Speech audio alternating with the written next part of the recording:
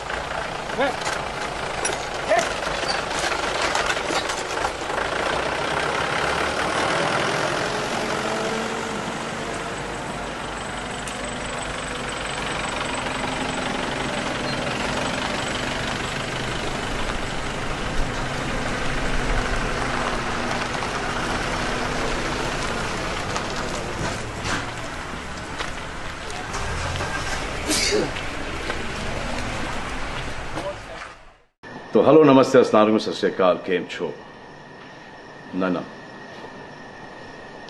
Big boss अभी नहीं शुरू हो रहा है। टीवी वाला बिग बॉस, ये जिंदगी का बिग बॉस शुरू हो गया है। सब घर में बैठे हैं, लेकिन कुछ लोग हैं जो कि उल्लंघन कर रहे हैं। अब हाल ही में मैं यहाँ पर आया 2 दिन की छुट्टी के लिए, और छुट्टी हो गई। मेरी नहीं, हम सब की। ये कोरोना कोविड-19 ने सबकी छुट्टी कर दी। पहले ऐसा लगा कि फ्लू है, ख़त्म हो जाएगा, घर चले जाएंगे। फिर ये लॉकडाउन हुआ। जब ये लॉकडाउन हुआ तो मामला बड़ा गंभीर, बड़ा सीरियस हो गया, क्योंकि यहाँ पे पूरा ख़ानदान है, पूरा परिवार है। हमारी अम्मी हैं, हमारी 2 बहनें हैं, उनके बच्चे हैं, और कुछ काम रिलेटेड लोग आए थे जो कि अब जाके इस कोरोना वायरस कोविड-19 के अंदर दोस्त बन गए। तो यहाँ पर हमने एक रूल बनाया कि यहाँ पर जो है वो यहीं पर रहेगा, और बाहर का कोई नहीं आएगा, और अंदर से कोई बाहर नहीं जाएगा। तो लेकिन राशन के लिए जाना पड़ता है। अब हमने कुछ वेजिटेबल्स के लिए हमारे एक बहुत ही अजीज़ करीबी दोस्त को पास में ही 5-6 किलोमीटर दूर एक गांव में भेजा राशन खरीदने के लिए। तो आजकल पुलिस का बहुत ज़्यादा पहरा है, जो कि बहुत अच्छी बात है, बहुत अच्छा काम कर रहे हैं। अब पास तो था उनके पास गाड़ी का, तो वो गए, उनको पुलिस ने रोका। तो इन्होंने क्या किया कि पुलिस वाले से बात करते हुए उन्होंने अपना मास्क निकाल लिया। तो पुलिस वाले ने कहा उनसे कि ये मास्क पहनो, दूर हटो और ये मास्क पहनो। तो उनको समझ में आ गया कि जो नहीं करना था उन्होंने किया। यहाँ पर आए, उन्होंने ये कहानी बयान की, और मैंने उनसे कहा कि ये जो कि आपको मना किया गया था करने के लिए, वही आपने किया, और यहाँ थी बेवकूफ़ी की चीज़ की। दिमाग से निकल गया, सोचा कि बात कर रहा हूँ तो मुंह दिखा के बात करूँ, जो कि नहीं करना चाहिए था उस वक्त। अब जिसको ये बात समझ में नहीं आ रही कि इसको मैं कहाँ लेके जा रहा हूँ, वो मेरी बात गौर से सुने। किसी भी बीमारी में रिज़ल्ट पॉजिटिव होना बहुत दुखदायक बात है, और स्पेशली उस बीमारी का जिसका कोई इलाज नहीं है। लेकिन किसी पॉजिटिव पेशेंट के दिमाग में एक नेगेटिव थॉट आ जाना, एक उसका संयम खो देना, होप खो देना, वो उससे बुरी बात है। और जो पॉजिटिव टेस्टेड पेशेंट है, उसका दुख ना समझना, वो एंटी ह्यूमन, एंटी इंसानियत है। जो पॉजिटिव टेस्टेड पेशेंट है, उसके बाद ये समझ में आ जाती है कि हमने एहतियात नहीं रखा, गलती हमसे हो गई। और जो नेगेटिव है और एहतियात नहीं रख रहे हैं, वो जल्द पॉजिटिव हो जाएंगे, ये गारंटी है। और फिर अपने पूरे ख़ानदान को ये बीमारी दे देंगे। ख़ानदान से मोहल्ले को, मोहल्ले से शहर को, शहर से पूरे हिंदुस्तान को। क्या कहा है गवर्नमेंट ने कि बाहर मत जाओ, सोशल गैदरिंग्स ना करो, यही कहा है ना। दोस्त यारों से ना मिलो, आइसोलेशन में रहो, घर में रहो, परिवार के साथ रहो, परिवार के साथ वक्त गुजारो। ये सब किसके लिए? उनके लिए नहीं, हम सब के लिए। नमाज पढ़ना है घर पे पढ़ो, पूजा पाठ करनी है घर पे करो।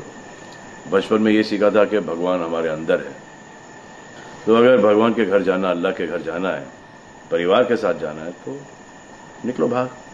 मरना तो एक दिन सबको है, लेकिन क्या कोई मरना चाहता है? ये यहाँ पर आके ये बात चेंज कैसे हुई? इंडिया के आवाम को, इंडिया की आबादी को कम करना चाहते हो, starting with your own family. तुम्हारे बच्चे, तुम्हारे माता पिता, तुम्हारे बुजुर्ग जिन्होंने तुम्हें पाल पोस के बड़ा किया है, उनके साथ शुरुआत करोगे। अब आप बताओ, पुलिस का साथ देना, गवर्नमेंट का साथ देना, डॉक्टर्स का साथ देना, जो लोग बैंकों में काम करते हैं उनका साथ देना या नहीं?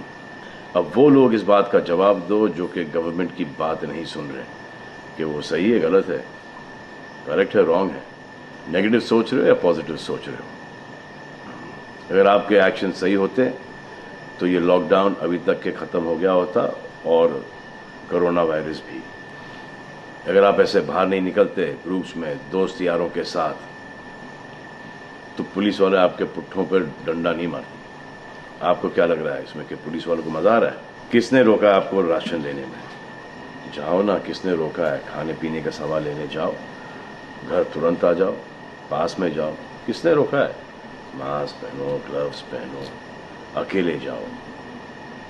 गवर्नमेंट ने यह वादा किया है कि राशन पानी सबको मिलेगा। आपको क्या लगता है कि पुलिस वाले, डॉक्टर्स, नर्सेस जो बैंक में काम कर रहे हैं, उनको कोरोना वायरस नहीं होगा?